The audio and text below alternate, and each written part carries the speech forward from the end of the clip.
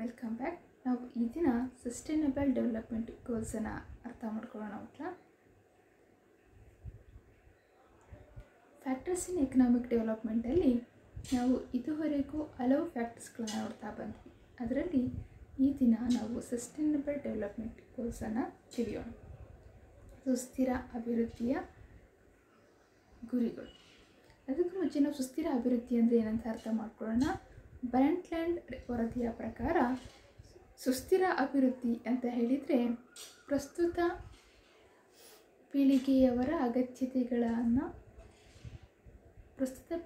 ಅಗತ್ಯತೆಗಳೊಂದಿಗೆ ರಾಜಿ ಮಾಡಿಕೊಳ್ಳದೆ ಭವಿಷ್ಯದ ಪೀಳಿಗೆಯವರ ಅಗತ್ಯತೆಗಳನ್ನು ಪರಿಗಣಿಸುವ ಒಂದು ಪ್ರಕ್ರಿಯೆಯನ್ನು ನಾವು ಸುಸ್ಥಿರ ಅಭಿವೃದ್ಧಿ ಅಂತ ಹೇಳಿ ಕರಿಬೋದು.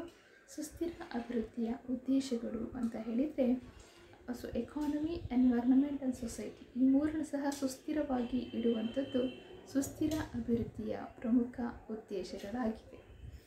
ಸುಸ್ಥಿರ ಅಭಿವೃದ್ಧಿಯ ಲಕ್ಷಣಗಳನ್ನು ನಾವು ನೋಡಿದಾಗ ಇಲ್ಲಿ ನಾವು ಪ್ರಮುಖವಾಗಿ ಗಮನಿಸುವಂತೆ ಸಸ್ಟೈನಬಲ್ ರಿಸೋರ್ಸ್ ಮ್ಯಾನೇಜ್ಮೆಂಟ್, ಸಂಪನ್ಮೂಲಗಳನ್ನು ಸುಸ್ಥಿರವಾಗಿ ನಿರ್ವಹಿಸುವಂಥದ್ದು. ಡಿಸೈನ್ ಫಾರ್ ಸಸ್ಟೈನಬಿಲಿಟಿ, ಸುಸ್ಥಿರತೆಗಾಗಿ ವಿನ್ಯಾಸಗಳನ್ನು ಮಾಡುವಂಥದ್ದು. ಹಾಗೆಯೇ cleaner production and resource efficiency, sustainable transport, eco labelling and certification, sustainable procurement, sustainable marketing, sustainable lifestyle, waste management, finally sustainable consumption and production. ಇವು ಪ್ರಮುಖವಾಗಿ sustainable ಡೆವಲಪ್ಮೆಂಟಿನ ಲಕ್ಷಣಗಳು ಅಂಥೇಳಿ ನಾವು ಗುರುತಿಸ್ಬೋದು. ಈ ಒಂದು ಸಸ್ಟೈನಬಲ್ ಡೆವಲಪ್ಮೆಂಟಿನ ಅಂದರೆ ಸುಸ್ಥಿರ ಅಭಿವೃದ್ಧಿಯನ್ನು ಸಾಧಿಸೋದಕ್ಕೋಸ್ಕರ ಕೆಲವೊಂದು ಗುರಿಗಳನ್ನು ಸಸ್ಟೈನಬಲ್ ಡೆವಲಪ್ಮೆಂಟ್ ಗೋಲ್ಸ್ ಅಂಥೇಳಿ ನೀಡಲಾಗಿದೆ. The 2030 agenda for sustainable development adopted by all United Nations member states in 2015. ನಾವು ಕಳೆದ ತರಗತಿಯಲ್ಲಿ ಮಿಲೇನಿಯಂ ಡೆವಲಪ್ಮೆಂಟ್ ಗೋಲ್ಸನ್ನು ನೋಡ್ತಾ ಇದ್ವಿ, ಸಹಸ್ರಮಾನದ ಅಭಿವೃದ್ಧಿಯ ಗುರಿಗಳನ್ನು. ಸಹಸ್ರಮಾನದ ಅಭಿವೃದ್ಧಿಯ ಗುರಿಗಳನ್ನು 2000ರಲ್ಲಿ ಜಾರಿಗೆ ತರಲಾಗಿತ್ತು.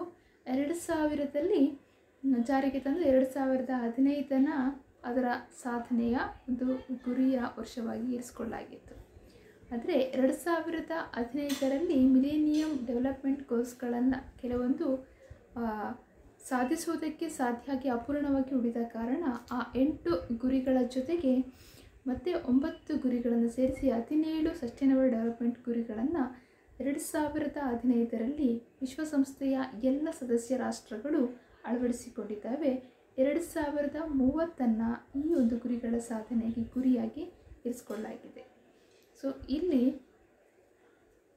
It's are the 17 sustainable development goals which are N urgent call for action by all countries developed and developing in a global partnership. ಇಲ್ಲಿ ಅಭಿವೃದ್ಧಿ ಅನಭಿವೃದ್ಧಿ ಅಂತ ಯಾವ ರಾಷ್ಟ್ರಗಳ ಬೈಫರ್ಗೇಷನ್ ಮಾಡುತ್ತೆ, ಯಾವುದೇ ತಾರತಮ್ಯ ಮಾಡದೆ ಎಲ್ಲ ರಾಷ್ಟ್ರಗಳು ಸಹ ಈ ಒಂದು 17 ಸುಸ್ಥಿರ ಅಭಿವೃದ್ಧಿಯ ಗುರಿಗಳನ್ನು ಸಾಧಿಸುವಲ್ಲಿ ಕೈ ಜೋಡಿಸಬೇಕು, ಪ್ರಮುಖ ಕಾರ್ಯವನ್ನು ನಿರ್ವಹಿಸಬೇಕು, ಭಾಗವಹಿಸುವಿಕೆಯನ್ನು ಹೆಚ್ಚು ಮಾಡ್ಕೋಬೇಕು ಅನ್ನುವಂತಹ ಅಂಶವನ್ನು ಅಂಗೀಕರಿಸಲಾಗಿದೆ. 2030 ಇದರ ಅಜೆಂಡಾ ಆಗಿದೆ. 2015ರಲ್ಲಿ ಜಾರಿಗೆ ಬಂದಂತಹ 17 ಸುಸ್ಥಿರ ಅಭಿವೃದ್ಧಿ ಗುರಿಗಳು. ಈ 17 ಸುಸ್ಥಿರ ಅಭಿವೃದ್ಧಿ ಗುರಿಗಳನ್ನು ನಾವು ಒಂದೊಂದನ್ನೇ ಈಗ ಅಭ್ಯಾಸ ಮಾಡ್ತಾ ಹೋಗೋಣ.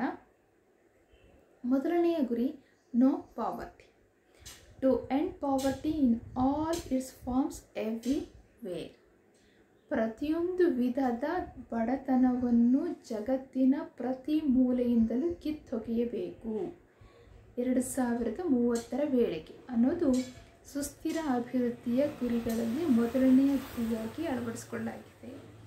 ಬಡತನದಲ್ಲಿ ನಾವು ಸಾಪೇಕ್ಷ ಮತ್ತು ನಿರಪೇಕ್ಷ ಅನ್ನುವ 2 ವಿಧದ ಬಡತನಗಳನ್ನು ನೋಡ್ತೇವೆ. ಇಂತಹ ಯಾವುದೇ ವಿಧದ ಬಡತನಗಳ ಅಸ್ತಿತ್ವ ಇರಬಾರದು ಅನ್ನುವಂಥದ್ದು ಈ ಒಂದು ಸಸ್ಟೈನಬಲ್ ಡೆವಲಪ್ಮೆಂಟ್ ಗುರಿಯ ಒಂದು ಉದ್ದೇಶ. ಹಾಗೆ ಎರಡನೇ ಗುರಿ ಝೀರೋ ಹಂಗರ್, ಅಂದರೆ ಹಸಿವನ್ನು ಶೂನ್ಯ ಮಾಡಬೇಕು. ಹಸಿವು ಮುಕ್ತ ರಾಷ್ಟ್ರಗಳನ್ನಾಗಿ ಹಸಿವು ಮುಕ್ತ ಜಗತ್ತನ್ನು ರೂಪಿಸುವಂಥದ್ದು ಎರಡನೇ ಗುರಿ. End hunger, achieve food security and improved nutrition and promote sustainable agriculture. ಇಲ್ಲಿ ಝೀರೋ ಹಂಗರ್ ಅಂದರೆ ಕೇವಲ ಹಸಿವನ್ನು ಮುಕ್ತಗೊಳಿಸೋದಲ್ಲ, ಬದಲಿಗೆ ಆಹಾರ ಭದ್ರತೆಯನ್ನು ಸಾಧಿಸಬೇಕು. ಪ್ರತಿಯೊಬ್ಬರಿಗೂ ಅವರಿಗೆ ಅಗತ್ಯವಾದ ಆಹಾರವನ್ನು ದೊರಕಿಸಬೇಕು. ಆ್ಯಂಡ್ ಇಂಪ್ರೂವ್ಡ್ ನ್ಯೂಟ್ರಿಷನ್, ಪೋಷಕಾಂಶಗಳ ಭರಿತವಾದಂತಹ ಆಹಾರ ಭದ್ರತೆಯನ್ನು ಪ್ರತಿ ದೇಶವೂ ಪ್ರತಿ ಒಬ್ಬ ಪ್ರಜೆಗೂ ನೀಡುವಂಥದ್ದು. ಆ್ಯಂಡ್ ಪ್ರಮೋಟ್ ಸಸ್ಟೈನಬಲ್ ಅಗ್ರಿಕಲ್ಚರ್, ಯಾವುದೇ ಆಹಾರದ ಸಮಸ್ಯೆ ಉದ್ಭವಿಸಬಾರ್ದು. ಅಂತ ಹೇಳಿದರೆ ನಿರಂತರ ಕೃಷಿಗೆ ಬೆಂಬಲವನ್ನು ನೀಡುವಂಥದ್ದು. ನಿರಂತರ ಕೃಷಿಯಿಂದ ಅಲ್ಲಿಯ ಜನರ ಆಹಾರದ ಸಮಸ್ಯೆಯನ್ನು ನೀಗಿಸುವಷ್ಟು ಆಹಾರದ ಉತ್ಪನ್ನಗಳ, ಆಹಾರ ಬೆಳೆಗಳ ಉತ್ಪಾದನೆ ಸಾಧ್ಯ ಆಗುತ್ತೆ. ನಿರಂತರ ಕೃಷಿಯಿಂದ ಆರೋಗ್ಯಭರಿತವಾದಂತಹ ಉತ್ತಮವಾದ ಗುಣಮಟ್ಟದ ಒಂದು ನ್ಯೂಟ್ರಿಷನ್ ಫುಡ್ಡನ್ನು ಪಡೆಯೋದಕ್ಕೆ, ಆಹಾರ ಭದ್ರತೆಯನ್ನು ಒದಗಿಸೋದಕ್ಕೆ ಸಾಧ್ಯ ಆಗುತ್ತೆ. ಹಾಗಾಗಿ ಹಸಿವನ್ನು ಮುಕ್ತಗೊಳಿಸಬೇಕು. ಹಸಿವನ್ನು ಮುಕ್ತಗೊಳಿಸುವುದಕ್ಕಾಗಿ ಆಹಾರ ಭದ್ರತೆಯನ್ನು ಪ್ರಮೋಟ್ ಮಾಡಬೇಕು. ಹಾಗೆಯೇ ನ್ಯೂಟ್ರಿಷನ್ನ ಇಂಪ್ರೂವ್ ಮಾಡಬೇಕು ಮತ್ತು ಸಸ್ಟೈನಬಲ್ ಅಗ್ರಿಕಲ್ಚರನ್ನು ಪ್ರತಿ ದೇಶವು ಪ್ರಮೋಟ್ ಮಾಡಬೇಕು ಅನ್ನೋದು ಎರಡನೇ ಗುರಿ ಆಗಿದೆ. ಸೊ ಮೂರನೇ ಗುರಿ good health and well being. Ensure healthy lives and promote well being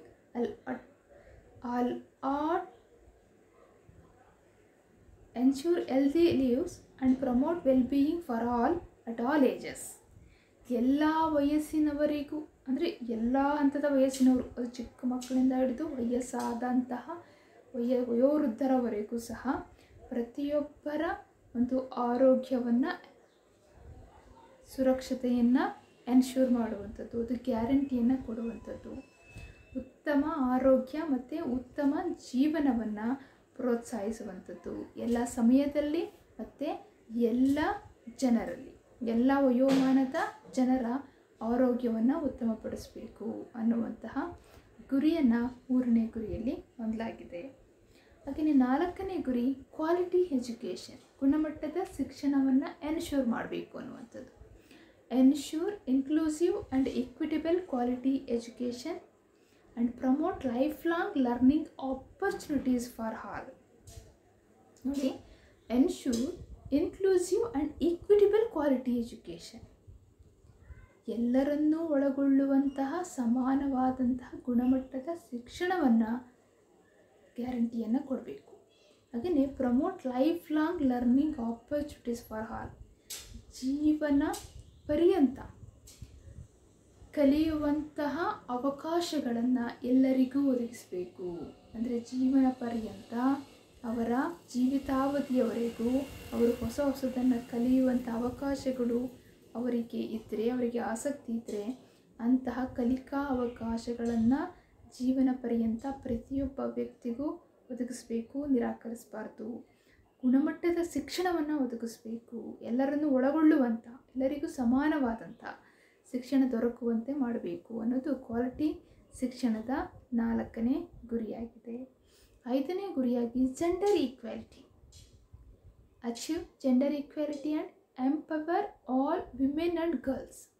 ಇಲ್ಲಿ ಕೇವಲ ಮಹಿಳೆಯರನ್ನು ಮಾತ್ರ ಹೇಳ್ತಿಲ್ಲ, ಮಹಿಳೆಯರು ಮತ್ತು ಹೆಣ್ಣು ಮಕ್ಕಳು, ಎಲ್ಲ ಹೆಣ್ಣು ಮಕ್ಕಳು ಮತ್ತು ಮಹಿಳೆಯರ ಒಂದು ಸಶಕ್ತೀಕರಣವನ್ನು ಪ್ರೋತ್ಸಾಹಿಸಬೇಕು. ಹಾಗೆಯೇ ಲಿಂಗ ಸಮಾನತೆಯನ್ನು ಸಾಧಿಸಬೇಕು ಅನ್ನುವಂತಹ ಐದನೇ ಗುರಿಯಾಗಿ ಜೆಂಡರ್ ಈಕ್ವಾಲಿಟಿಯನ್ನು, ಲಿಂಗ ಸಮಾನತೆಯನ್ನು ಇರಿಸಿಕೊಳ್ಳಲಾಗಿದೆ. ಆರನೇ ಗುರಿ clean water and sanitation, ensure availability and sustainable management of water and sanitation for all. ಎಲ್ಲರಿಗೂ ಕುಡಿಯುವ ನೀರಿನ ವ್ಯವಸ್ಥೆ ಲಭ್ಯ ಇರಬೇಕು, ಅದೇ ಶುದ್ಧ ಕುಡಿಯುವ ನೀರಿನ ವ್ಯವಸ್ಥೆ. ಹಾಗೆಯೇ ಸ್ಯಾನಿಟೇಷನ್, ನೈರ್ಮಲ್ಯೀಕರಣ, ಎಲ್ಲರಿಗೂ ಅವರ ಒಂದು ಶೌಚಾಲಯದ ವ್ಯವಸ್ಥೆ, ನೈರ್ಮಲ್ಯದ ಒಂದು ಸೌಲಭ್ಯಗಳು ದೊರಕುವಂತೆ ಇರಬೇಕು. Ensure availability and sustainable management ಅಂತ ಹೇಳಿದರೆ ಮಳೆ ನೀರಿನ ಕೊಯ್ಲು ಇರ್ಬೋದು, ಜಲಾನಯನ ನಿರ್ವಹಣೆಗಳಿರ್ಬೋದು. ಹೀಗೆ ನಿರಂತರ ಅಥವಾ ಸುಸ್ಥಿರ ನಿರ್ವಹಣೆಯನ್ನು ಮತ್ತು ಶುದ್ಧ ಕುಡಿಯುವ ನೀರಿನ ಅವೈಲಬಿಲಿಟಿ, ಅವಶ್ಯಕತೆ, ಎಲ್ಲರಿಗೂ ಅವೈಲಬಿಲಿಟಿಯನ್ನು ಎನ್ಶ್ಯೂರ್ ಮಾಡಬೇಕು, ಗ್ಯಾರಂಟಿಯನ್ನು ಕೊಡಬೇಕು ಅನ್ನುವಂಥದ್ದು ಆರನೇ ಗುರಿ ಆಗಿದೆ. ಹಾಗೆ ಏಳನೇ ಗುರಿಯಾಗಿ ಅಫೋರ್ಡೆಬಲ್ ಆ್ಯಂಡ್ ಕ್ಲೀನ್ ಎನರ್ಜಿ. ಇಲ್ಲಿ ensure access to affordable, reliable, sustainable and modern energy. So ಎಲ್ಲರಿಗೂ ಶಕ್ತಿಯ ಲಭ್ಯತೆ, ಲಭ್ಯ ಇರುವಂಥ ಗ್ಯಾರಂಟಿಯನ್ನು ಕೊಡಬೇಕು. ಆ ಶಕ್ತಿ ಹೇಗಿರಬೇಕು? ಎಲ್ಲರಿಗೂ ಕೈಗೆಟುಕುವಂತಿರಬೇಕು, ನಂಬಿಕೆಗೆ ವಿಶ್ವಾಸಾರ್ಹವಾಗಿರಬೇಕು, ನಿರಂತರವಾಗಿರಬೇಕು, ಮತ್ತು ಕ್ಲೀನ್ ಎನರ್ಜಿ, ಶುದ್ಧ ಶಕ್ತಿ. ಇಲ್ಲಿ ಶುದ್ಧ ಶಕ್ತಿ ಅಂದಾಗ ನಾವು ಗ್ರೀನ್ ಎನರ್ಜಿ ಅಂತ ಹೇಳ್ಕೊಬೋದು. ಅಂತ ಹೇಳಿದರೆ ಪರಿಸರಕ್ಕೆ ಹಾನಿಯನ್ನು ಉಂಟು ಮಾಡದೇ ಇರುವಂತಹ ಶಕ್ತಿಯನ್ನು ಪಡೆಯುವಂತಹ ಒಂದು ಇನ್ಶೂರೆನ್ಸನ್ನು ಪ್ರತಿಯೊಬ್ಬರಿಗೂ ನೀಡಬೇಕು. ಹಾಗಾಗಿ ಕೈಗೆಟಕುವಂತಹ ಶುದ್ಧ ಶಕ್ತಿಯ ಅಗತ್ಯತೆ ಸಾಧ್ಯ ಆಗಬೇಕು 2030 ಅನ್ನುವಂಥದ್ದು 7ನೇ ಗುರಿ. 8ನೇ ಗುರಿ decent work and economic growth, ಅಂದರೆ ಒಂದು ಉತ್ತಮವಾದಂತಹ ಕೆಲಸವನ್ನು ಹಾಗೆಯೇ ಆರ್ಥಿಕ ಬೆಳವಣಿಗೆಯನ್ನು ಒಳಗೊಂಡಿರುವಂಥದ್ದು. ಇಲ್ಲಿ promote sustained inclusive and sustainable economic growth, full and productive employment and decent work for all. ಅಂದರೆ ನಿರಂತರ ಅಂತರ್ಗತವಾದಂತಹ ಸುಸ್ಥಿರ ಆರ್ಥಿಕ ಬೆಳವಣಿಗೆಯನ್ನು ಪ್ರಚೋದಿಸುವಂಥದ್ದು. ಇದಕ್ಕೆ ಪೂರ್ಣ ಪ್ರಮಾಣದ ಉತ್ಪಾದನಾದಾಯಕವಾದಂತಹ ಉದ್ಯೋಗವನ್ನು ಅವಲಂಬಿಸಬೇಕು ಮತ್ತು ಎಲ್ಲರಿಗೂ ಒಂದು ಮರ್ಯಾದೆಯುಕ್ತವಾದಂತಹ ಕೆಲಸವನ್ನು ಒದಗಿಸಬೇಕು. ಅಂದರೆ ಆ ಕೆಲಸದ ನಿರ್ವಹಣೆಯಿಂದ ಅವರಿಗೆ ಯಾವುದೇ ಹಿಂಜರಿಕೆ ಆಗಬಾರ್ದು. ನಾನು ಈ ಕೆಲಸ ಮಾಡ್ತಿದ್ದೀನಿ ಅಂತ ಹೇಳ್ಕೊಳ್ಳಿಕ್ಕೆ ಅಂತಹ ಒಂದು ಡೀಸೆಂಟ್ ವರ್ಕನ್ನು ಮಾಡುವಂತಹ ಒಂದು ಸನ್ನಿವೇಶವನ್ನು ಎಲ್ಲರಿಗೂ ಒದಗಿಸಿಕೊಡಬೇಕು ಅನ್ನೋದು 8ನೇ ಗುರಿಯಾಗಿದೆ. 9ನೇ ಗುರಿಯಾಗಿ ಇಂಡಸ್ಟ್ರಿ ಇನೋವೇಷನ್ ಆ್ಯಂಡ್ ಇನ್ಫ್ರಾಸ್ಟ್ರಕ್ಚರ್. ಇಲ್ಲಿ ಕೈಗಾರಿಕೆ ಆವಿಷ್ಕಾರಗಳು ಮತ್ತು ಮೂಲಭೂತ ಸೌಕರ್ಯಗಳ ಒಂದು ಲಭ್ಯತೆ. Build resilient infrastructures, promote inclusive and sustainable industrialisation and foster innovation. So ಇಲ್ಲಿ ಮೂಲಭೂತ ಸೌಕರ್ಯಗಳನ್ನು, ಸಾಮಾಜಿಕ ಆರ್ಥಿಕ ಮೂಲಭೂತ ಸೌಕರ್ಯಗಳನ್ನು ನಿರ್ಮಿಸುವಂಥದ್ದು, ಹಾಗೆಯೇ ಅಂತರ್ಗತವಾದಂತಹ ನಿರಂತರ ಕೈಗಾರಿಕಾ ಅಭಿವೃದ್ಧಿಯನ್ನು, ಎಲ್ಲರನ್ನೂ ಒಳಗೊಳ್ಳುವಂಥ ಅಂತರ್ಗತವಾದಂತಹ ಅಭಿವೃದ್ಧಿಯನ್ನು ಮತ್ತು ನಿರಂತರವಾದಂಥ ಸುಸ್ಥಿರ ಅಭಿವೃದ್ಧಿಯ ಕೈಗಾರಿಕಾ ಅಭಿವೃದ್ಧಿಯನ್ನು ಸಾಧಿಸುವಂಥದ್ದು, ಹಾಗೆಯೇ ಆವಿಷ್ಕಾರಗಳನ್ನು ಉತ್ತೇಜಿಸುವಂಥದ್ದು. ಪ್ರಮೋಟ್ ಇನೋವೇಷನ್, ಫಾಸ್ಟರ್ ಇನೋವೇಷನ್, ಆವಿಷ್ಕಾರಗಳನ್ನು ಉತ್ತೇಜಿಸುವ ಮೂಲಕ ಈ ಸುಸ್ಥಿರ ಅಭಿವೃದ್ಧಿಯನ್ನು ಸಾಧಿಸೋದಕ್ಕೆ ಸಾಧ್ಯ ಅನ್ನುವಂಥದ್ದು 9ನೇ ಗುರಿ. ಹಾಗೆಯೇ 10ನೇ ಗುರಿಯಾಗಿ ರೆಡ್ಯೂಸ್ ಇನ್ಇಕ್ವಾಲಿಟೀಸ್, ಅಸಮಾನತೆಗಳನ್ನು ಹೋಗಲಾಡಿಸಬೇಕು.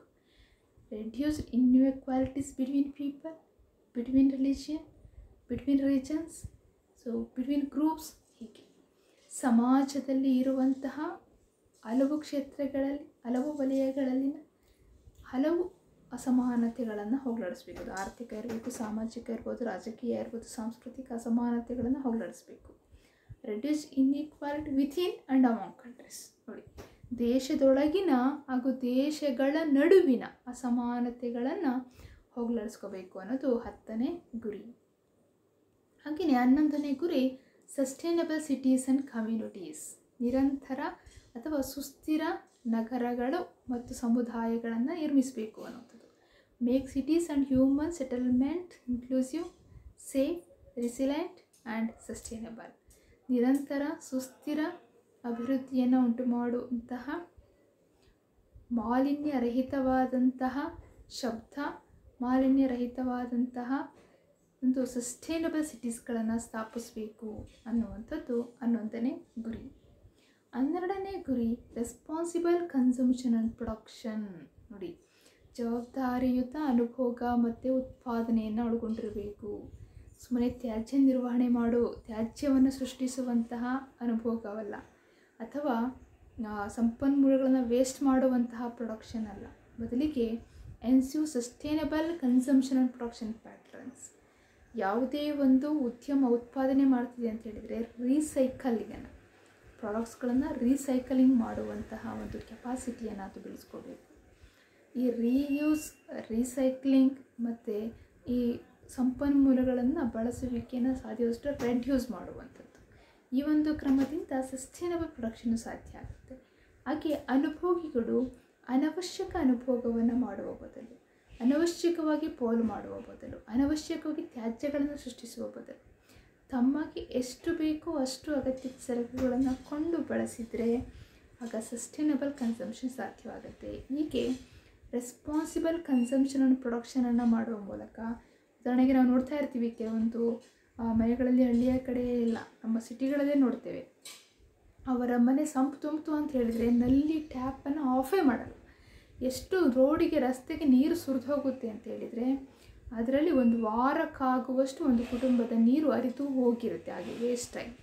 ಹಾಗಾಗಿ ನಮಗೆ ಎಷ್ಟು ಬೇಕಷ್ಟು ಬಳಸಿದ ನಂತರ ಆ ಟ್ಯಾಪನ್ನು ಬಂದ್ ಮಾಡುವಂಥದ್ದು ರೆಸ್ಪಾನ್ಸಿಬಲ್ ಕನ್ಸಂಪ್ಷನ್. ಅದು ಹಾಗೆಯೇ ನಮಗೆ ಅಗತ್ಯಕ್ಕಿಂತ ಹೆಚ್ಚು ಸರಕನ್ನು, ತರಕಾರಿಯನ್ನು ಮಾರ್ಕೆಟಿಂದ ತರೋದು, ಅದನ್ನು ಕೊಳೆಸಿ ಆಚೆಗೆ ಬಿಸಾಡುವಂಥದ್ದು. ಹಾಗೆಯೇ ಅಗತ್ಯಕ್ಕಿಂತ ಹೆಚ್ಚು ಆಹಾರವನ್ನು ಪ್ರಿಪೇರ್ ಮಾಡೋದು, ಅದನ್ನು ಹೊರಗೆ ಎಸೆಯುವಂಥದ್ದು. ಎಷ್ಟು ಮದುವೆ ಸಮಾರಂಭಗಳು ಎಲ್ಲ ನೀವು ನೋಡ್ತೀರಾ, ಅಲ್ಲಿ ಅರ್ಧ ತಿಂದರೆ ಇನ್ನು ಅರ್ಧ ವೇಸ್ಟ್ ಮಾಡಿರ್ತಾರೆ. ಅಂದರೆ ಎಷ್ಟು ಹಸಿವಿನಿಂದ ಸಾಯ್ತಿದ್ದಾರೆ ಅನ್ನುವಂಥ ವಿಚಾರಗಳು ನಿಮಗೆ ಕಾಣ್ತಾ ಇದೆ. ಹಸಿವು ಮುಕ್ತವಾಗಿರಬೇಕು ಅನ್ನೋದು ಎರಡನೇ ಗುರಿಯಾಗಿ ನೋಡ್ತೀವಿ ನಾವು.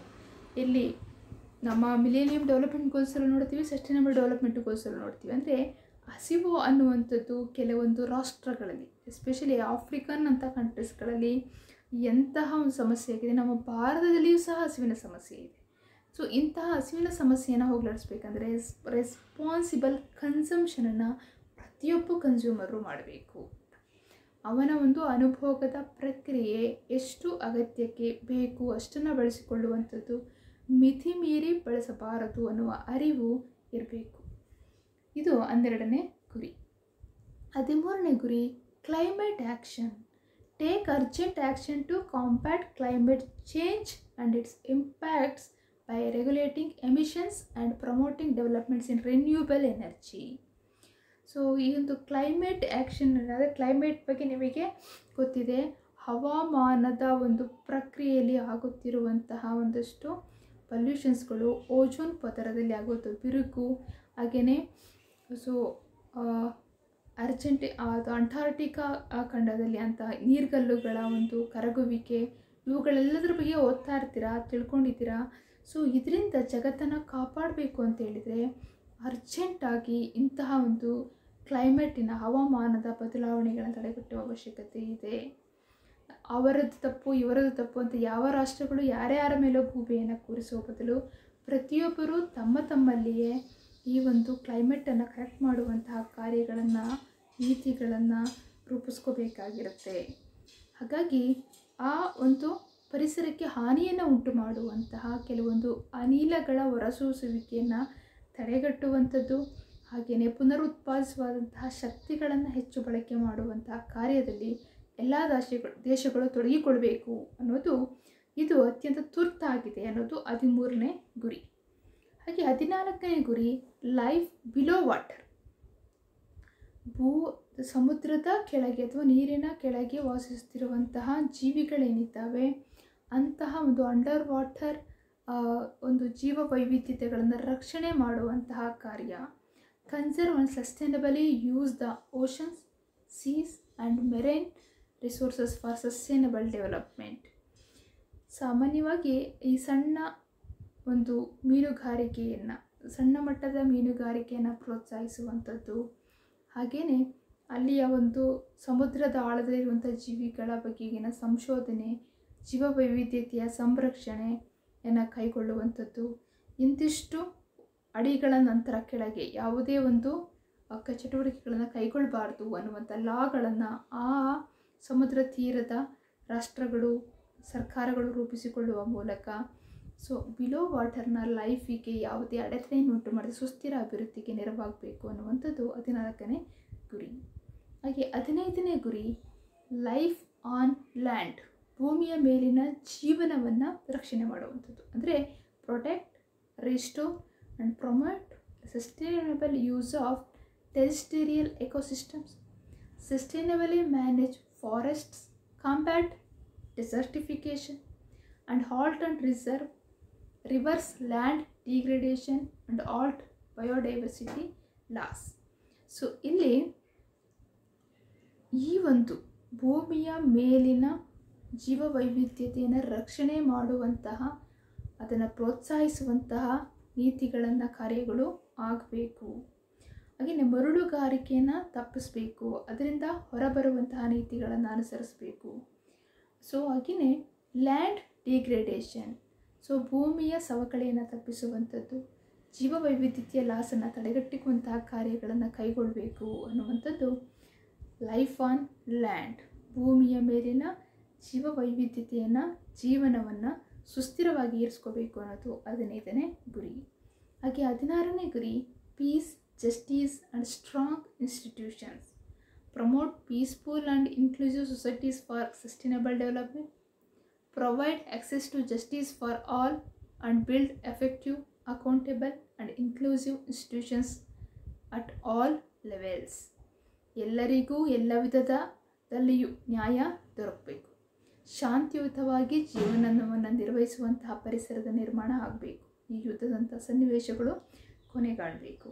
ಹಾಗೆಯೇ ಸ್ಟ್ರಾಂಗ್ ಇನ್ಸ್ಟಿಟ್ಯೂಷನ್ಸ್, ಯಾವುದಕ್ಕೆ ಜಸ್ಟಿಸನ್ನು ಕೊಡುವಂತಹ ಸಂಸ್ಥೆಗಳನ್ನು ಬಲಯುತವಾಗಿ ನಿರ್ಮಿಸುವಂತಹ ಕಾರ್ಯ ಆಗಬೇಕು. ಸೊ ಈ ಒಂದು ಸಂಸ್ಥೆಗಳು ಎಲ್ಲರನ್ನೂ ಎಲ್ಲ ವಿಧದಲ್ಲಿಯೂ ಒಳಗೊಳ್ಳುವಿಕೆ ಇರಬೇಕು ಅನ್ನೋದು 16ನೇ ಗುರಿ. ಹಾಗೆಯೇ 17ನೇ ಗುರಿ ಪಾರ್ಟ್ನರ್ಶಿಪ್ ಫಾರ್ ದ ಗೋಲ್ಸ್, ಇದು ಕೊನೆಯ ಗುರಿಯಾಗಿದೆ. ಈ ನಾವೇನು ಎಲ್ಲ ಗುರಿಗಳನ್ನು, ಸುಸ್ಥಿರ ಅಭಿವೃದ್ಧಿ ಗುರಿಗಳನ್ನು ನೋಡ್ತಾ ಬಂದ್ವಿ, ಎಲ್ಲ ಗುರಿಗಳ ಸಾಧನೆಗೆ ಎಲ್ಲ ದೇಶಗಳು ಒಟ್ಟಿಗೆ ಪಾಲುದಾರಿಕೆಯಲ್ಲಿ ಭಾಗವಹಿಸುವಂತಹ ಅವಶ್ಯಕತೆ ಇದೆ. Strengthen the means of implementation and revitalise the global partnership for sustainable development. ಎಲ್ಲರೂ ಸಹ ಈ ಒಂದು ಸುಸ್ಥಿರ ಅಭಿವೃದ್ಧಿಯ ಕಾರ್ಯಕ್ಕಾಗಿ ಕೈ ಜೋಡಿಸಬೇಕು. ಎಲ್ಲರ ಒಟ್ಟಿಗೆಯ ಒಂದು ಪಾಲ್ಗೊಳ್ಳುವಿಕೆ, ಪಾಲುದಾರಿಕೆಯ ಅವಶ್ಯಕತೆ ಅನ್ನೋದನ್ನು ಮತ್ತಷ್ಟು ಬಲಿಷ್ಠಪಡಿಸಿ ಎಲ್ಲರೂ ಸಹ ಈ ಗುರಿಗಳ ಸಾಧನೆಗೆ ಒಮ್ಮತದಿಂದ ಮುನ್ನಡೆಯಬೇಕು ಅನ್ನೋದು 17ನೇ ಗುರಿಯಾಗಿದೆ. ಈ 17 ಗುರಿಗಳನ್ನು ಸಹ 2030 ಒಳಗೆ ಸಾಧಿಸುವ ಮೂಲಕ ಇಡೀ ಜಗತ್ತನ್ನು ಸುಸ್ಥಿರ ಅಭಿವೃದ್ಧಿಯ ಕಡೆಗೆ ಕೊಂಡೊಯ್ಯುವಂತಹ ಕಾರ್ಯ ಆಗಬೇಕು ಅನ್ನೋದು ಯುನೈಟೆಡ್ ನೇಷನ್ಸ್ನ ಒಂದು ವಿಚಾರಧಾರೆಯಾಗಿದೆ. ಸೊ ಯುನೈಟೆಡ್ ನೇಷನ್ಸ್ನ political forum on sustainable development ಇತ್ತೀಚೆಗೆ 2020ರಲ್ಲಿ at the first time online ಮೀಟಿಂಗನ್ನು ಅರೇಂಜ್ ಮಾಡಿತ್ತು. ಕಾರಣ ಕೋವಿಡ್-19 ಪೆಂಡೆಮಿಕ್ ಇರೋದ್ರಿಂದ ಯಾವುದೇ ಆಫ್ಲೈನ್ ಮೀಟಿಂಗ್ ಆಗೋಕ್ಕೆ ಸಾಧ್ಯ ಇಲ್ಲ. ಹಾಗಾಗಿ ಈ ಒಂದು ಸಸ್ಟೈನಬಲ್ ಡೆವಲಪ್ಮೆಂಟಿನ ಗೋಲ್ಸ್ಗಳ ಒಂದು ಟಾರ್ಗೆಟ್ಸು ಎಷ್ಟು ಮಟ್ಟಿಗೆ ಅಚೀವ್ ಆಗ್ತಾ ಇದೆ, ಅಲ್ಲಿ ಇರುವಂತಹ ಒಂದು ಪ್ರೋಗ್ರೆಸ್ ಏನು, ಈ ಒಂದು ವಿಚಾರಗಳನ್ನು ತಿಳಿಯಲಿಕ್ಕೆ ಅದು ಆನ್ಲೈನ್ ಮೀಟಿಂಗನ್ನು ಮಾಡಿತ್ತು. ಸೊ ಅಲ್ಲಿ ಅದು accelerated action and transformative pathways realising the decade of action and delivery for sustainable development ಅನ್ನುವಂಥ ಅಂಶವನ್ನು ಅಲ್ಲಿ ಅದು ಹೇಳ್ತು. ಅಂದರೆ ಆದಷ್ಟು ಬೇಗ ಸಸ್ಟೈನಬಲ್ ಡೆವಲಪ್ಮೆಂಟ್ ಗುರಿಗಳನ್ನು ಸಾಧಿಸುವಂತಹ ಕಡೆಗೆ ಸೊ ಈ ಒಂದು ಪಥ ಚಲಿಸಬೇಕು, ಈ ಒಂದು ವೇಗೋತ್ಕರ್ಷಗೊಳಿಸಬೇಕು ಗುರಿಗಳನ್ನು ಸಾಧಿಸುವ ಒಂದು ಕಾರ್ಯದಲ್ಲಿ ಅನ್ನುವಂಥ ತೀರ್ಮಾನವನ್ನು ಕೈಗೊಳ್ಳಲಾಯಿತು 2020ರ ಮೀಟಿಂಗ್ನಲ್ಲಿ.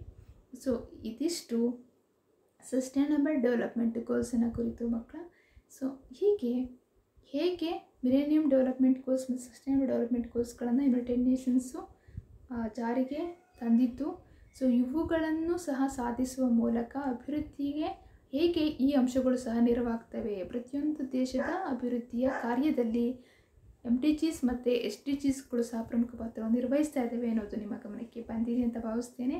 ಹೆಚ್ಚಿನ ಅಭ್ಯಾಸಕ್ಕೆ ಈ ಪುಸ್ತಕಗಳನ್ನು ರೆಫರ್ ಮಾಡಿ. ಮುಂದಿನ ತರಗತಿಯಲ್ಲಿ ಮತ್ತೊಂದು ವಿಚಾರದೊಂದಿಗೆ ಭೇಟಿಯಾಗೋಣ. Thank you.